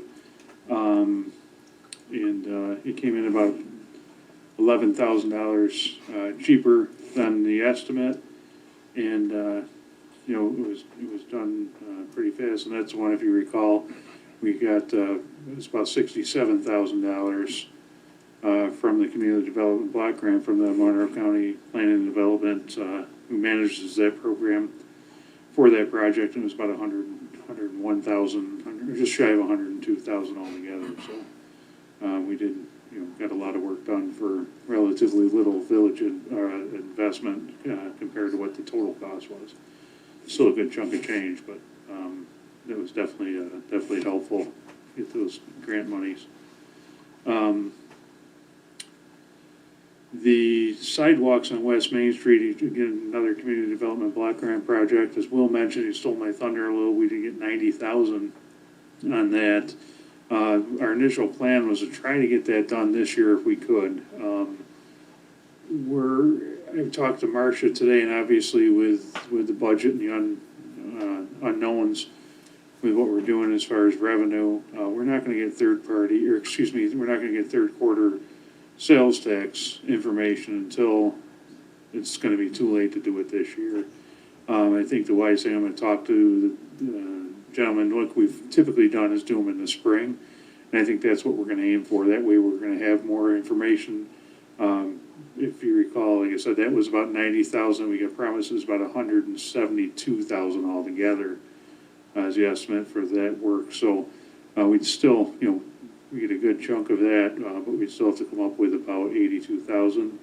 That's in the budget, but it's only in the budget if the revenue is realized. So we want to make sure where we are. We cut back on some of the road work we're doing and some of the other things. So we just want to, I think we'll have a better idea and be able to plan better for the spring once we know that we're going to have the money. And then finally, Will also, I guess he took all my thunder tonight. The state road project there is a corner of State and 250. They submitted a concept plan in March that they just, an overview, a brief overview. We started looking at some of the drainage things with them, walked some of their property, and then they submitted yesterday some maps that talked about the easements that were existing there for drainage, and then also had a question about the sewer. We haven't seen any other design. And so the sewer, just like we did for the last project off of Phillips Road, going to make them do a sewer evaluation of make sure the sewer's capacity is adequate to take what they're proposing. And one of the things that they talked about was using a 10-inch sewer instead of an 8-inch sewer, but all our mains over there, it's out the outside of our system, they're all 8-inch, so we can't put a 10-inch sewer in an 8-inch, tied into an 8-inch main. So we're still looking at that. I went down today, talked to the town, see what their capacities were like nearby, because we have south of the water tanks on 250, there's town properties there, but it's served by the village. So obviously our goal is to say yes and to provide the service, but we want to make sure I talk to them about what was available down in that area. So I'm going to follow up with the developer and see if, they might be able to split flows. Looks like we're going to be pretty close to capacity, but that's, what they're going to have an engineer look at, the developer have an engineer look at and provide us the figures. So that's it. I just want to thank MIT for getting those 6 parking spaces over by the museum, Bonnie, so we can park again. I got serious. Oh, yeah, I absolutely. even had to put cones in the one spot, just as that guy got from I think he's the one that moved the cones that were there to start with. Yes. Yeah, So he left, and the minute he went. yeah. Yeah, it's a challenge sometimes, especially.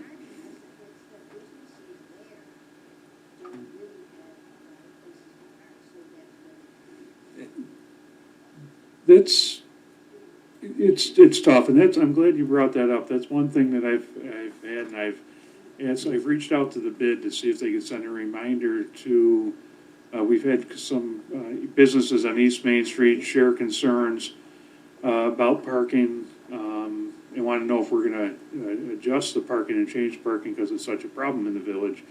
And I took the village business area and I overlaid it over Eastview Mall, and all our parking spots are basically within the mall. In the one business, there's 11 within 100 feet of your doorway and 130 within 400 feet of your door. So there's a perception problem. I don't know if it's necessarily a parking problem. It's tough when you can't see the parking spot or you can't see the door from the parking spot. But as far as distance, all our, I don't think the distance is the issue. I No. think some of the people that either renting or own businesses are just parking right in front of their businesses. And then their clients have to and that's not a parking issue, that's a people issue.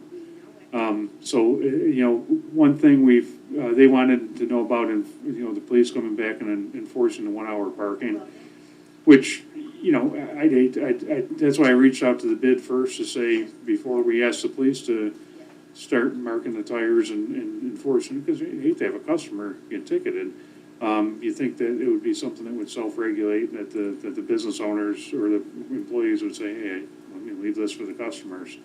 But that's been going on since the 70s. I think when these parking regulations went in, it was at the request of the businesses because of a similar situation. And, I recall people parking across my dad's garage that had a store there and parked in front and then complained that there was no parking for their customers. And every day, all day, they parked in front of their business. So it's an ongoing thing. So hopefully, like I said, I've also talked to Megan about, it's one of the things that I highlighted is we don't have a great distribution list we want to send stuff out directly.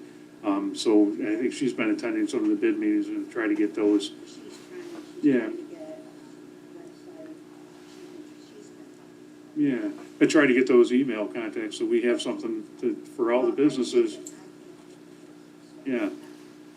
I mean, and then, We're yeah. working on it. Yeah, it'd be great to develop. They had one because, what's his name? Matt? Chatfield did. Yeah. He had a whole thing set up, and it was like 2 years ago. Well, maybe a lot of those are the same and we could But use then that. the email addresses, everything, they're not right.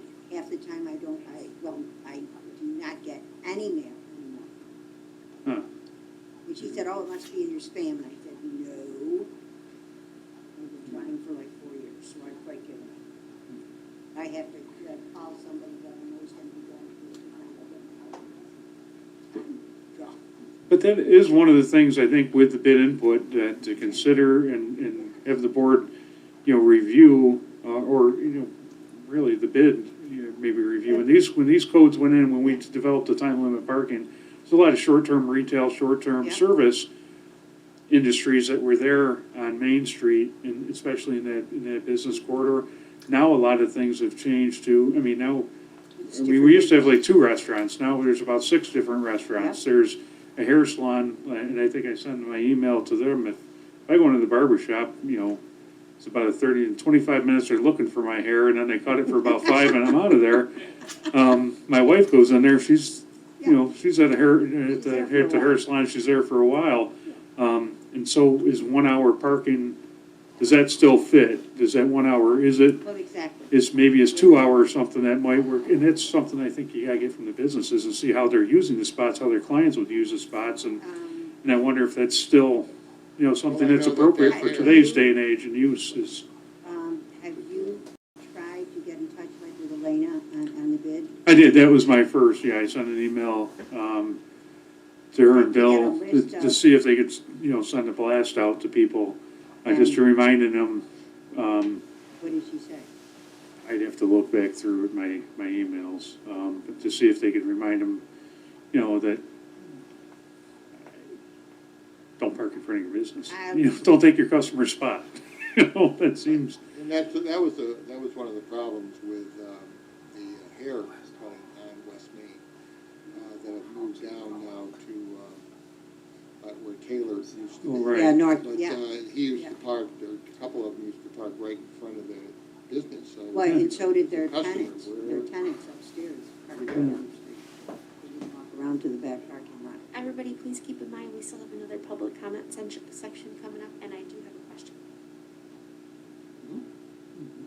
So, that's something maybe we can, with the bid, work in conjunction with them, and obviously, they know how it's used better than anybody, so see what their customers, what timeframes they have for the restaurants. The sit-down restaurants are longer than, a diner or something like that. But the 1 hour parking ends at like 7 too, so, 7 or 8, I forgot which one, I'd have to look at the code. So.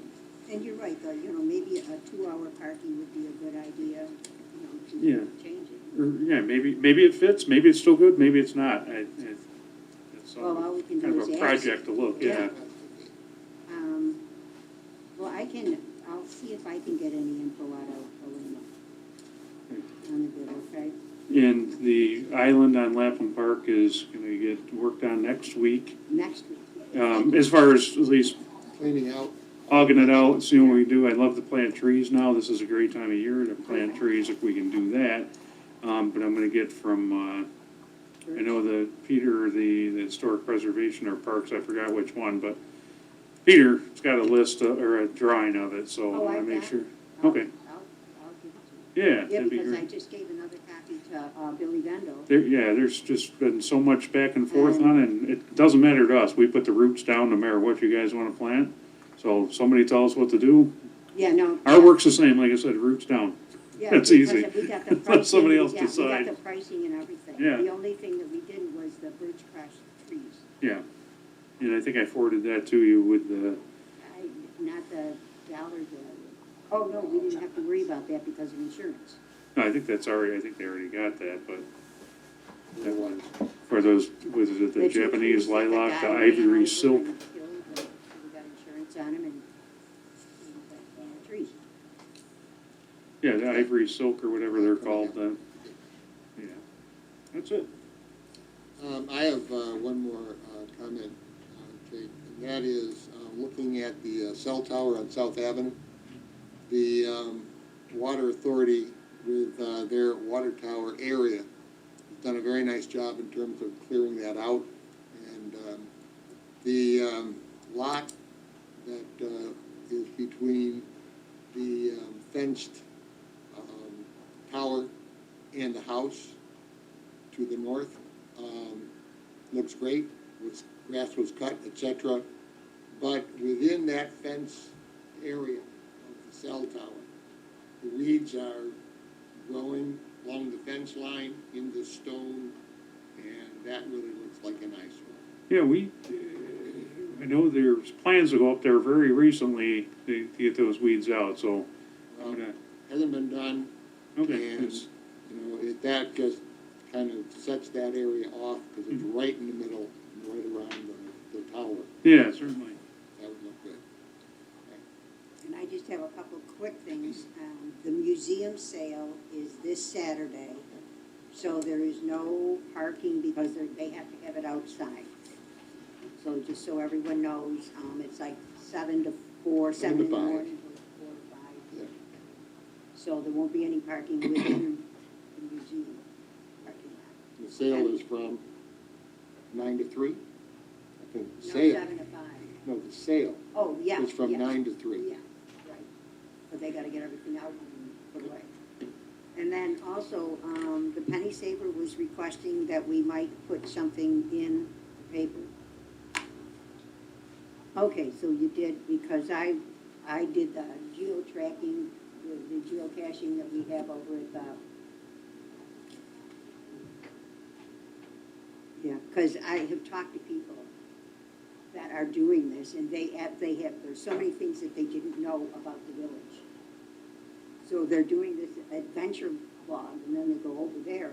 There's 5 or 6 places that they have for geo-tracking, or Oh, there's a few. I mean, the one couple that I talked to, it took them 3 hours. They had so much fun in the village. And then I took a picture of one family, their kids up on the wheel. And it was kind of cool. Anyway, that's all. yeah, they asked me to speak, I think. But the,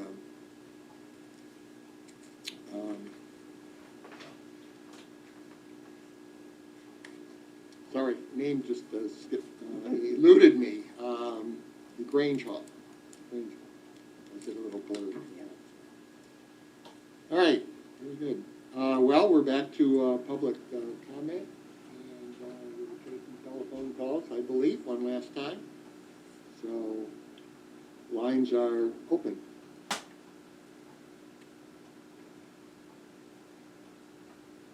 Heather, you said there was a call?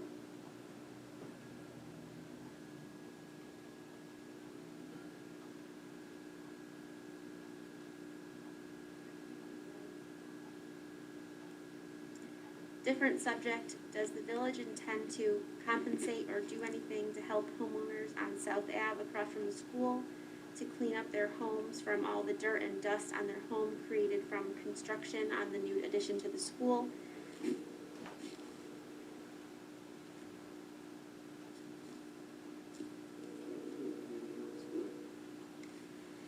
Hello, you've reached the village board.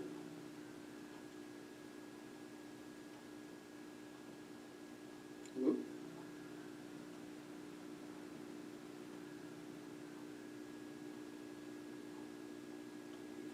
I believe that the phones are working. I'm talking to you, and thank you. We have had a good meeting. This is Joe O'Neill. Oh, it's Joe.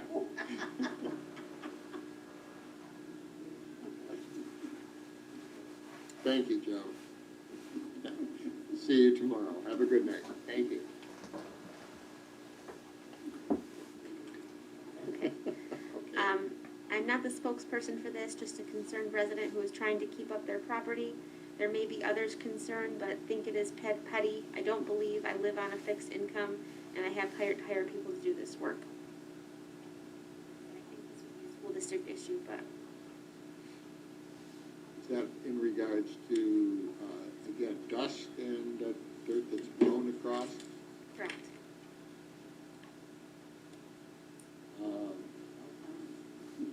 Yeah, the only thing I can do is address that concern to the school. Okay. And let them know.